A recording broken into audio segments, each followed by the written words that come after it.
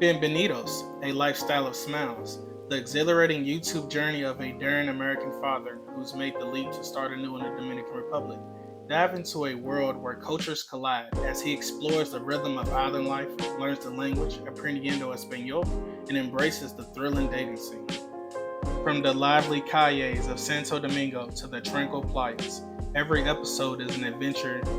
Join Dia for fiestas, sabrosa, comida, and genuine insight into parenting abroad.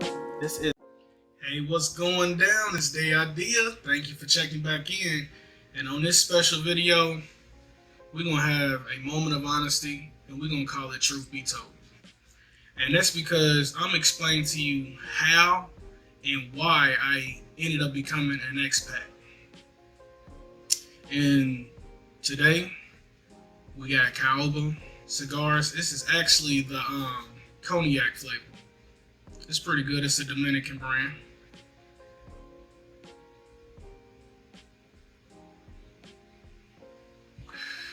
So, to start this off, I just want to say that me moving out the country didn't happen overnight. It was something that I'm not gonna say it was planned, but I did plan on leaving Kentucky, where I'm actually from. Now, a little bit of a backstory of my background and who exactly I am. I'm from Louisville, Kentucky. Um, I was raised by my mother, and I was also raised by my father. They co-parent.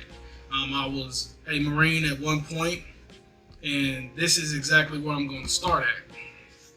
So back in 2017, I got out the Marine Corps, and I was in California. I was stationed at Camp Pendleton. I ended up going back to Kentucky. At the time, I was married to my second wife, and we had one child at the time.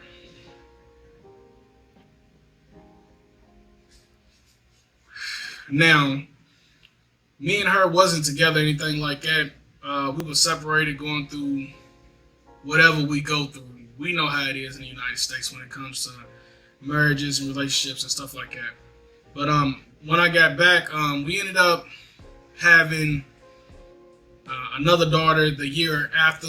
In 2018, we had my second daughter with her, and then in 2019 we had my last daughter, which I've seen both of them, Flaquita and Gordita. I've seen both of my two youngest daughters, and they're actually here living with me now. So basically, what happened before I ended up leaving the States was I was going through a whole bunch of different things, man. I was already a single parent in the States, and at the time, I had my four daughters at the time in the United States.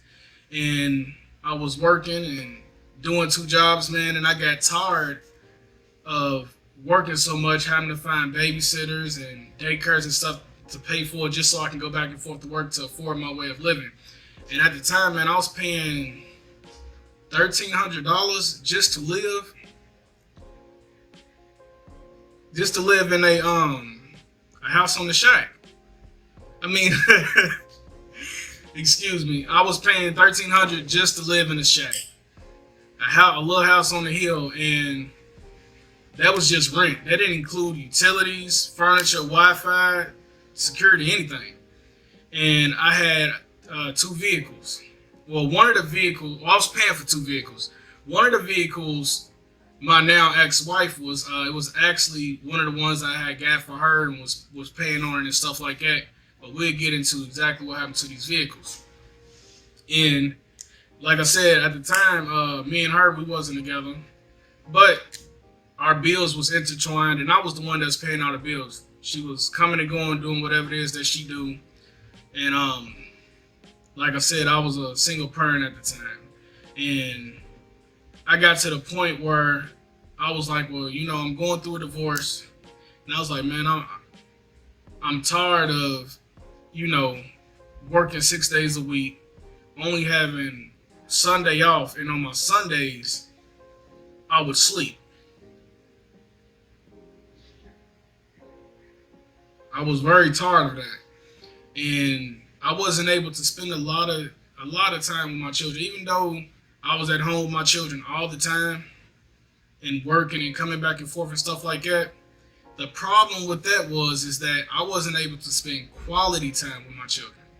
When I was working online for Apple and I was working another job, what I would do on a daily basis, I would get up in the morning, log into work, get to work in probably about 6 o'clock. It was either 6 or 7, in between that time period. Then what I would do is I would turn around and say, well, okay, I get my 2 oldest daughters together for school. One of my daughters went to school at a school that was down the street from my house. Then my other daughter, which is my oldest, she went to another school in a whole another neighborhood. She had to get on the school bus.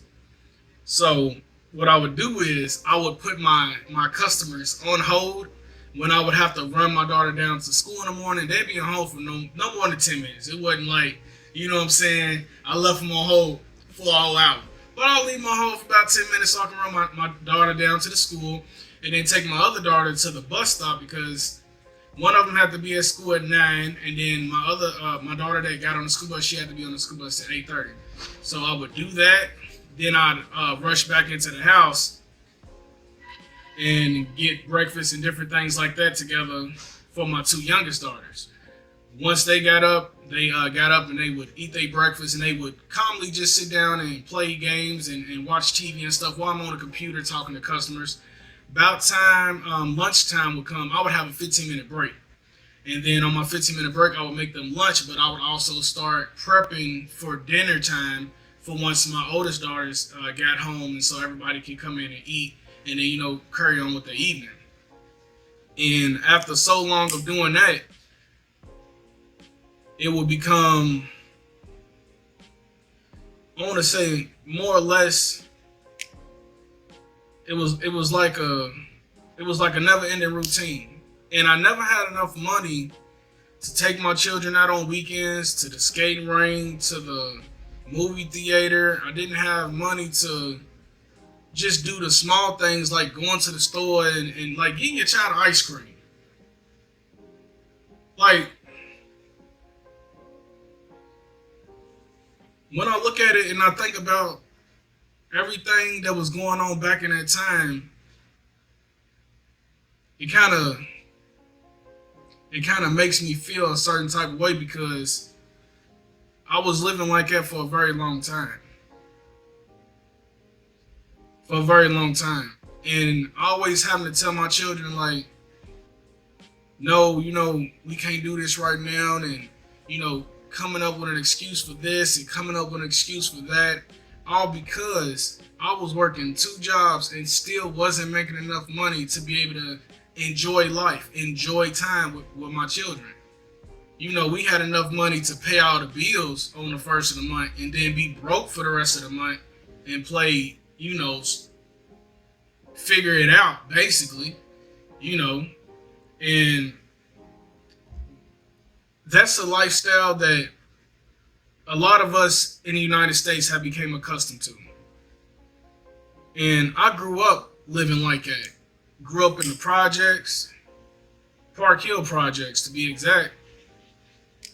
One of the worst projects in my city back in the United States, where we didn't have anything, had to live off government assistance and food stamps just to be able to get food on a daily basis. Because, parents not making too much of any money. My mother, she worked. My dad, he worked. Still on government assistance. Just because we wasn't even making over the threshold to not even get it. And you have to, and it's wild because I think the threshold's like $10,000 a year. You can't make more than $10,000 a year to get government assistance. I know somebody correct me and it's all good, but I think that's the number. And we wasn't even making over that when I was a child. And when I grew up and I had my own children and going through my daily life of living like that, I was like, nah, man, I no longer wanted to live that way. I no longer wanted to have myself in a position to where I'm not able to enjoy anything. every day was a situation to where it felt like, okay, whew, it's another struggle. Here we go. Like, what am I gonna do today? Holidays come around. I gotta play pinch pennies. Birthdays come around. I gotta figure out, okay, what bill gonna get paid, what bill not gonna get paid because of the high expectations of a big kid's party. And I'm like, nah. And as time went on, I started to realize, like, this is not the type of lifestyle that I want to live, and this is not the type of lifestyle that I want my daughters to live. This is not something that's for us. It's not something that's for anybody. And the price of living is one of the main factors on why I ended up becoming an expat and wanted to leave the United States. I could no longer keep dealing with the fact that the price of living kept going up. But even though I'm working 6 days a week, 60 hours a week, with both combined jobs, and still was checking it. Driving Lyft, driving Uber. I had a car on Turo as well. Like I said, I had 2 vehicles, so I had one of them on Turo, pulling in money as well, and still checking it. And I just got so fed up with it that I had to figure out a plan so that I can move forward on with my life. I was like, so what is it that I can do, and where is it that I can move to so that I can improve things for myself? I got to looking at different cities. I got to looking at different states. At the time, me and my wife, we were still separated, not together, and we was going through a divorce and all types of nonsense. And I was talking to her. I was like, hey, I know we got our differences and whatever the case may be, but we need to figure out a place that we can move to, even with us not being together, to where we can improve the lives of our kids. That's what matters the most. I can care less about, whatever issues we got between us. But as long as my children can smile every day and be able to go do different things and activities, my children, one of my daughters, she wants to get into the Science Olympia. She wants to be a scientist. I got another daughter, she wants to do ballet. I got another daughter, she just wants to do business things. She wants to learn how to make things and how to sell things. I have another daughter, she just wants to play basketball and do different sporting events.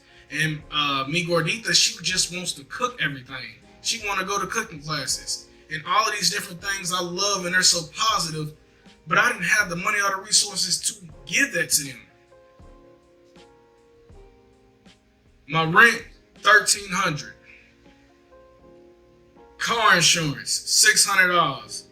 Payments, one of my car payments was $500. Another one, my other car payment was $300. Utility bills. My LG&E was $200 it was over $200. My water bill was always $100. And that's not even calculating buying food or paying to go to the hospital and paying co-pays to be able to cover medical emergencies. That's not even including that. And I had to get all of that paid on the first, and then once that got paid, everything else was, I'm gonna figure it out. You know what I'm saying? Oh, well, I know that when I get off work at 8 o'clock, I know I can go drive on Lyft to about midnight, 1 o'clock. I'm gonna get that real late customers, you know what I'm saying? And the rate might be a little bit higher, so I might make, $40, $50 that evening before I come back home. Try to grab some stuff, some food and stuff out of Walmart if I can find one that's still 24 hours, and bring it back to the house. And with $40 at the time, I was getting a bag of chicken, a loaf of bread, maybe some eggs and some flour and some milk. And it's like I said, it's me, 4 children, and I'm playing figure it out every day. So once I figured like, hey, I'm doing this. I'm gonna make this sacrifice. I'm gonna do this. I talked to my mother about it. I told her, I said, hey, I'm about to make a change. I'm gonna need your help with a couple of things with my children and whatnot. I'm not sure how long it's gonna take me, but I gotta do this because if I don't, things are only gonna get worse. And I'm already struggling now. I can only imagine how it's gonna be a year from now, 2 years from now. My children are getting older. They need more things, shoes, clothes on a daily basis. This is something that does not stop. Every parent who's been a parent for more than 6 months understands and knows this. You gotta have money and resources constantly coming in to take care of these children. And at the time, I did not have much of anything. So I started saving my money and putting my money back. And I said, well, okay, what country can I go to that's safe, has a good school system, where I can afford food, where I can live on a fraction of what I used to live on? And I went through all these different options, and I looked into Mérida, Mexico. That was actually the very first place that I was going to go to. But the reason why that changed is because once I was going through my divorce and everything,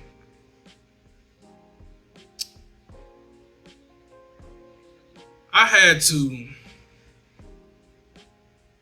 allow my children to go with their mom. And it wasn't an easy decision, because for the longest, that's what my children know. It's just living with me, primarily. But since dealing with the courts, they not trying to hear, they wasn't trying to hear anything that I was saying about, oh, well, my kids is living with me full time and this and that, and they knew that I was trying to move out the country. So the counselors and the people who are supposed to mediate, they literally told me to my face, it doesn't matter if your soon-to-be ex-spouse has a place to live or not. She can get on government assistance, and she can get child support from you. And I say, well, it doesn't make any sense when my children have been living with me primarily, and I've been taking care of them this whole time. And I'ma just switch up everything because I'm going through this divorce. And they're like, well, then they say, well, you can keep the kids, but you're still going to give her child support each month. The kids will live with you primarily, and she can come see them when she can, and you're still going to give them child support. And I was like, what? I was like, hold on. I can barely live where I live now with 4 kids. But I'm going to keep living where I live now with 4 kids and have to give child support to my ex-spouse, and she does not even have them on a primary basis? And they say, yeah. They say, yeah, that's exactly how it's going to go. So I said, okay. I said, no. I said, this is what I do. I said that my children can go over there primarily because it's going to be a situation that's not going to last. It's just not going to work out. And it's like, okay. I say, look, they can go over there and I'll give a child support for watching them. And so, we came up to that agreement, and I went ahead and signed the paperwork, and I said, all right, cool. Then I ended up getting rid of the cars and everything because I was no longer going to keep paying for them with the increase in bill that I had. I literally went from overnight having my children at home to the very next day, my children are gone, and half of my money that I was making was gone within a day, within one day. And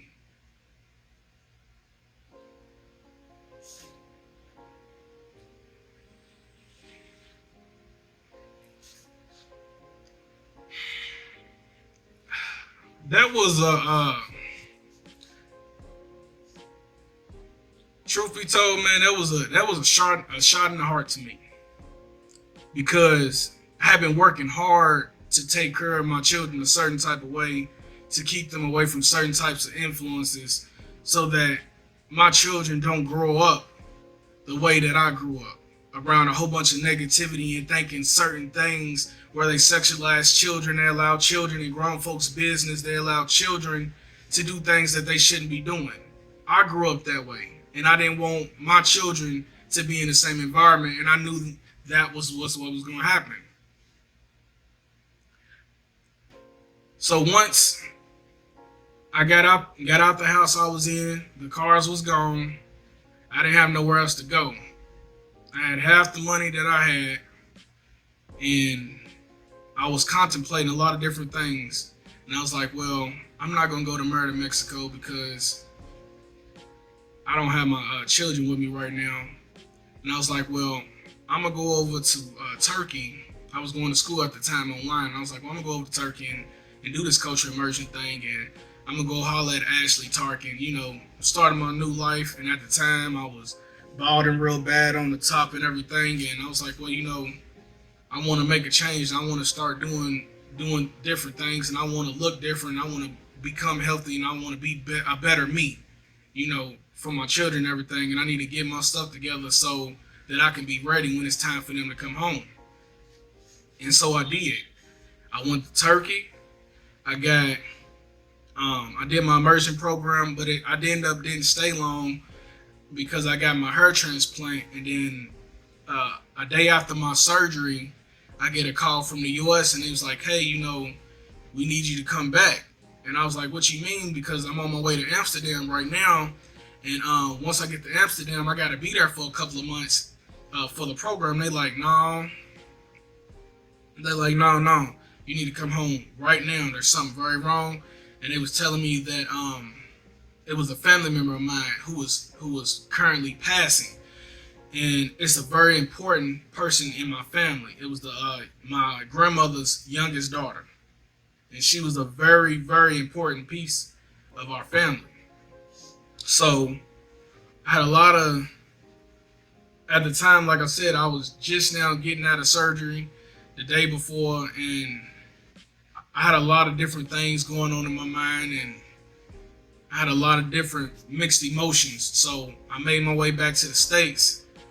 And I went to the funeral and everything, and that was the saddest and wildest thing I had ever experienced. Things got so out of hand at the funeral that it was streamed on Facebook and Instagram. The police was called, fights broke out, threats and all types of nonsense happened, and all of this happened at a funeral within my family. And it put me in a place, it put me in a mental space that I hadn't it put me in a mental space that I hadn't been in a very long time. And it was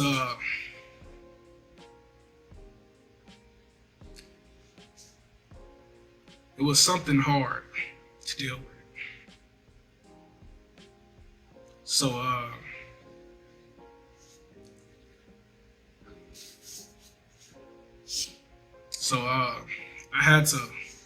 wanted to make a change and get up out of there. The next day after the funeral, I ended up getting on the plane and coming down to Santo Domingo because I wanted to have a chance at a decent life. One second. Yeah, man, I wanted to have a chance at a different life, and excuse that pause. Haven't really thought about a lot of the things that happened because it touched me in a certain type of way.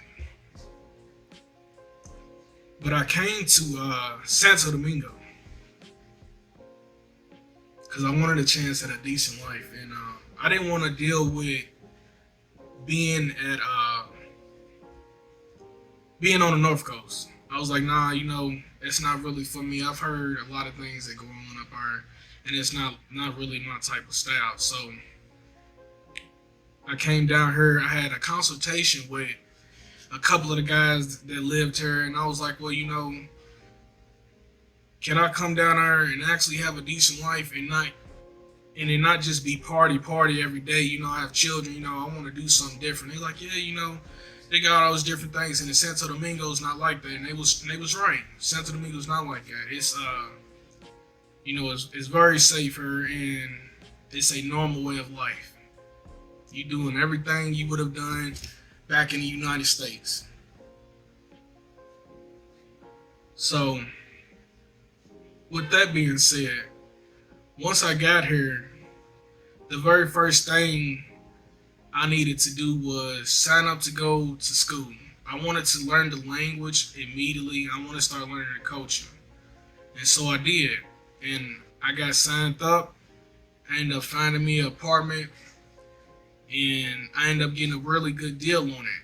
It's $500 a month. It's a one-bedroom apartment, and it's fully furnished. So, oh yeah, and it also includes all the utilities, Wi-Fi, and it includes Netflix, Amazon, and Hulu. All of that they just got it on the TV, and I actually kind of looked up and found it because the way that I found it is through Airbnb. I had booked a different Airbnb, ended up meeting a building owner who lived in Europe. And he was explaining to me, he's like, hey man, what do you got going on? And, trying to just feel me out to see what type of person I was, making sure that, I wasn't one of those guys that come here and be, doing a whole bunch of nonsense and getting into trouble or anything like that. And so me and him had struck a deal. He was like, well, hey, what I can do is I can make sure that, I have this apartment ready for you. But it is economical, and economical is basically just an apartment that doesn't have a whole bunch of the amenities. It's one of the lowest cost apartments. It doesn't mean like it's a bad apartment or anything like that. It does not mean that at all. So I don't want anybody to think like, oh, it's a messed up apartment, it's in a real bad area. It's actually in a very nice area. It just so happens that I'm in an older traditional building, and I have the cheapest apartment in my neighborhood, economically. And I don't have a AC throughout my apartment or anything, but they ended up putting a AC unit into my bedroom. I have an AC unit in my bedroom, and I only use it when it's time for me to go to sleep or when my children get hot and different things like that. That's what I do. But outside that, I want to say that coming here changed my life in so many different ways that I cannot explain. I went from being 240 pounds when I got here to this week, I'm 212 pounds now. I moved here in 2023, March 1st. And I've been here ever since. I go back and forth to see family and visit and everything. And in October, I had to go get my children. There was a situation. I had to go get my two youngest ones. And I didn't bring back my two oldest ones with me because they are still in school, and I was waiting for them to finish the last semester so that I can actually go back and get them and bring them here to see if they would enjoy it and like this new way of life. But coming here was the best decision I made in a very long time. I went from a place to where every day it was like I couldn't breathe.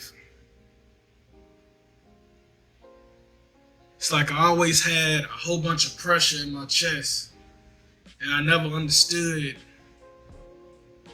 why. And it's like every day I'm in a sense of fight or flight.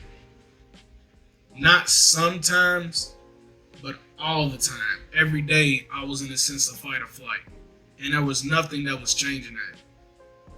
I was living in a neighborhood in the States to where any and everything was happening. And I mean, any and everything was happening.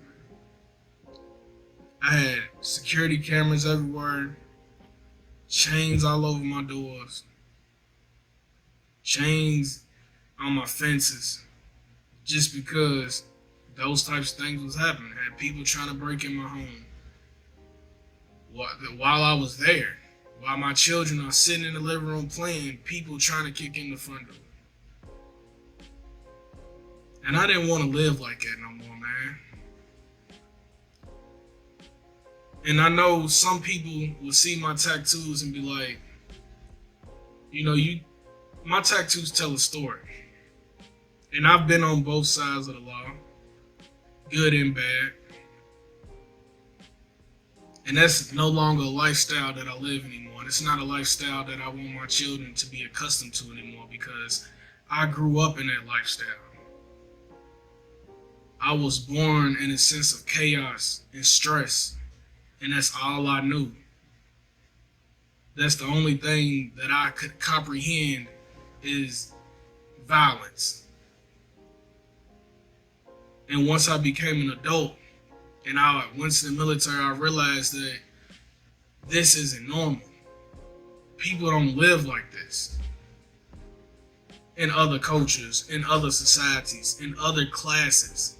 People don't live like this. People are not riding around with guns intentionally looking for people who live a block over. This is not normal. And if anything was going to happen to me, I didn't have to worry about a police officer doing something to me. The police officers were scared of us. We wasn't scared of them. If I had to worry about somebody doing something to me, it was going to be by somebody who looks just like me.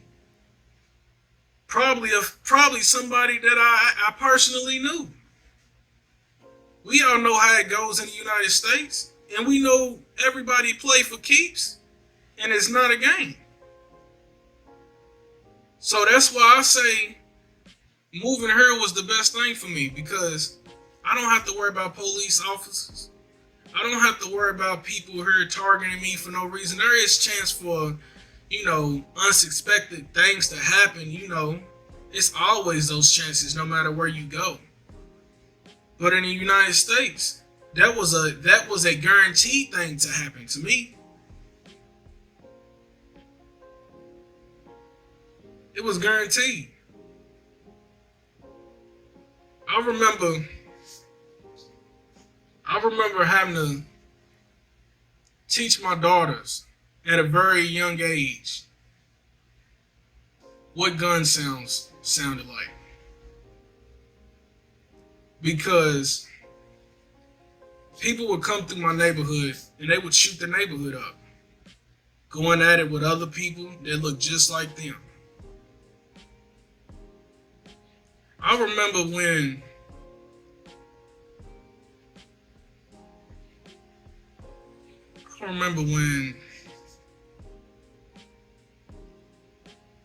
seeing my children's face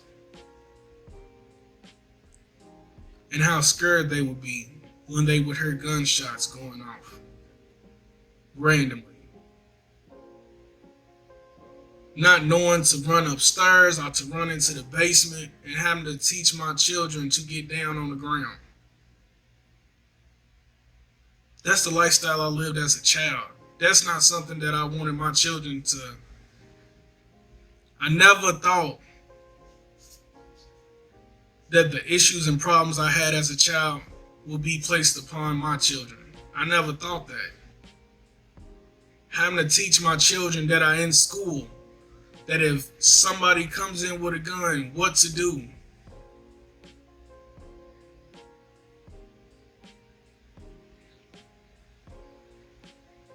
It's like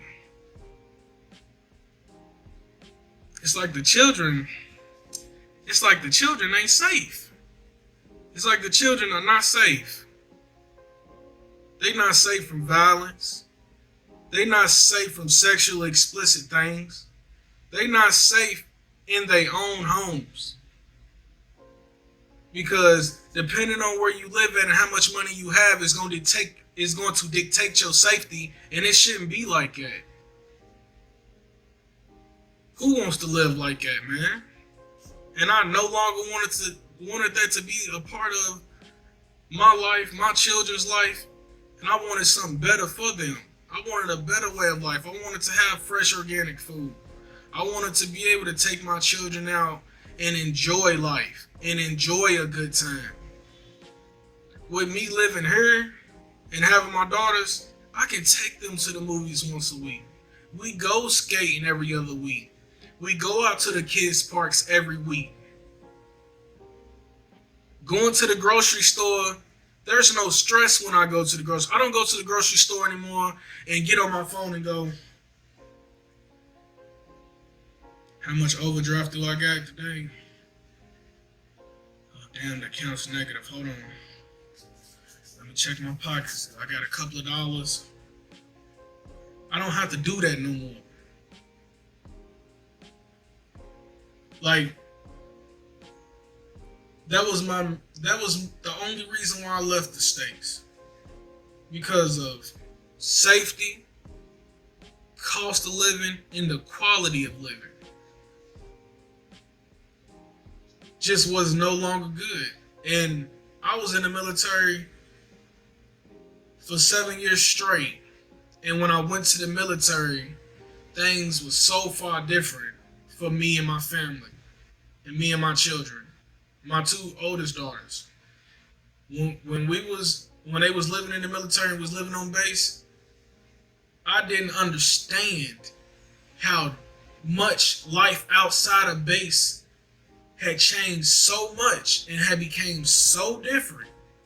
I didn't understand that. When I got back to society, regular society outside the military, it was a culture shock. My brain couldn't handle it. For the longest time, from 2017 until after COVID, I was trying to figure out how to function in regular society. And every day I wanted to go back to the military because it wasn't the lifestyle I had became accustomed to. I had forgot about people wanting to break into your home because on military bases, it does not happen. Those things don't happen. I forgot how it was for people to steal my cars because it wasn't happening for 7 years. I forgot how off the wall these school systems could be because military schools don't play that. You don't got to worry about your child being safe on the military installation. Somebody come on that military installation if they want to, and there's 1,000 military members on there waiting for them. Gonna protect all the kids. But when I got out the military and realized it's every man for theyself again. Ain't nobody coming to save you, look out for you anyway at all. And so I had to get up out of there. There was no other way around that. And I had a lot of people that I don't even speak to no more because of all of the threats that were given to me when they found out that I moved to the Dominican Republic. I was told the women are going to drug me. I was told somebody was going to sexually assault me. I was told somebody was going to rob me. I was told somebody was going to unalive me. And these comments came from people in my own inner circle, my own family and friends. It didn't even come from strangers. And it goes to show the state of our society in the United States. And I don't want to be a part of that. I come here and peep this. I moved to the Dominican Republic. I never had one Dominican or Haitian try to scam me. But guess what? Guess who has tried to scam me? Americans. They try to do it all the time. And won't even hesitate to do it. Smile in your face, drink a El Presidente with you and tell you about all these investments. Oh, I can help you find an apartment. $200 an hour. Come on now. That's something that YouTubers don't talk about. And you know why? And YouTubers won't ever talk about that simple fact that that is what's going on is because a lot of them need to be able to sell the fantasy that everything's just green, everything's just kosher because it's a business, it's a way of life. It's a way that they pay their bills and feed their children. And if you're telling people like, oh man, you need to worry about the Americans, how many people's gonna really want to move down here if they find out that the very people that they want to link up with and hang out with could be the very same people that could be initially scamming them? That people on YouTube lose a whole lot of money quickly. And it just blows my mind because I came here thinking a whole lot different, and that's why I stay away from, Americans across seas now, because paradise ain't cheap. Dominican Republic ain't cheap. Not when you come here and you have I'm gonna say poison. Everybody has a poison. Entertainment, drinking, women, drugs, whatever. Whatever your poison is, it's gonna be more expensive than your needs. And that's one thing that they're never gonna say on YouTube. Nobody's gonna say that. Because like I said, they need them views and people needs them clients. Living proof of it all, man. I've been here for a year now, and I haven't had issues. I've had people try to sell me dreams and tell me all these different things, and I don't go for it. But if you are in a situation similar to mine that I was in, maybe finding somewhere else to move and somewhere else to go to might be your best bet. I know a lot of us are afraid. I was afraid. I didn't know the language, didn't know the culture. But I came here and I prevailed. I was able to start learning the language. I was able to start learning the culture. I'm not fluent. I'm not the best at it, but it's a work in progress. And every day I'm working so that I can keep better improving my life for my children and improving my life for myself. That's the reason why I became an expat, because this was the only way that